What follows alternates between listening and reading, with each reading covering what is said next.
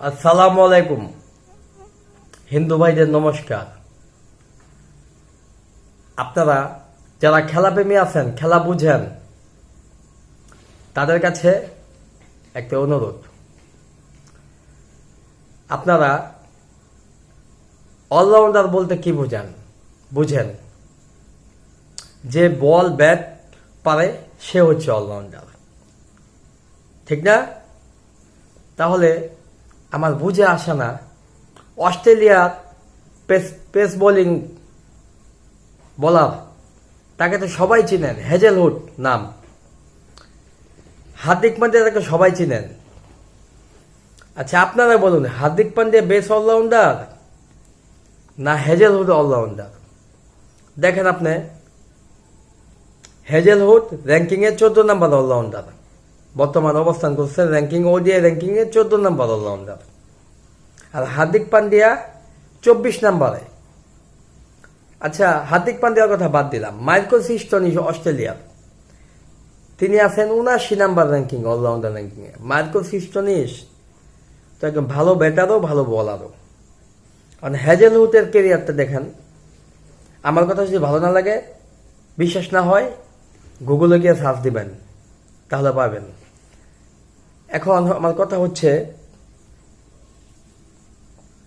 কথা হচ্ছে হার্দিক পান্ডিয়া ওয়ানডেতে 90+ ইনিংস আছে, 50 আছে 14টা, উইকেট আছে প্রায় 70-80টা মতন, ম্যাচ খেলছেন মাত্র 60টা।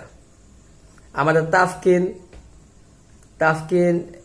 70 ম্যাচে 100+ উইকেট নিয়েছেন, রানও করেছেন 300-400। তাহলে তারা অলরাউন্ডার র্যাঙ্কিংয়ে নাই। হার্দিক পান্ডিয়া 24 নম্বর আছেন। আর মাইকেল স্টোনিস রান করছেন 1400 মতো রান করছেন 70 ম্যাচে, উইকেটও নিয়েছেন 50টার উপরে। তো হার্দিক পান্ডিয়া হেজেলউডে ভালো না?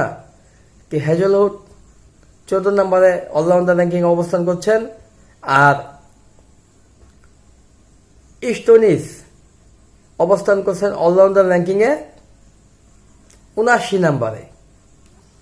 আর রিশাতের কথা বলি, রিশাত তো লাস্টে এসে ভালো ব্যাটিং করেন। শ্রীলঙ্কা সিরিজে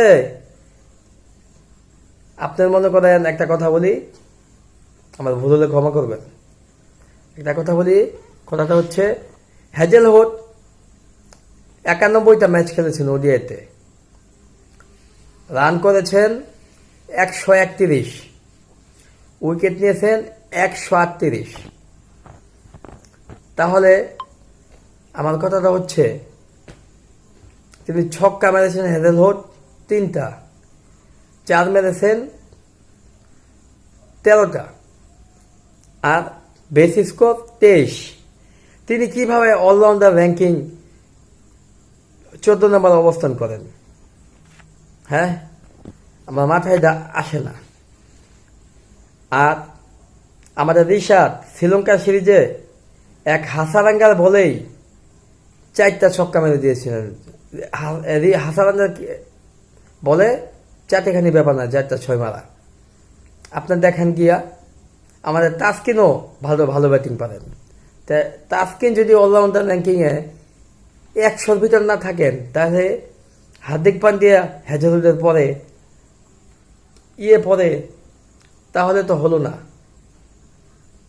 আপনারাই বলেন, রিশাদ পুরা কেরিয়ারে হেজেলউড 3টা ছক্কা মেরেছেন, আমাদের রিশাদ 1 ওভারে 4টা ছক্কা মেরে দিয়েছেন।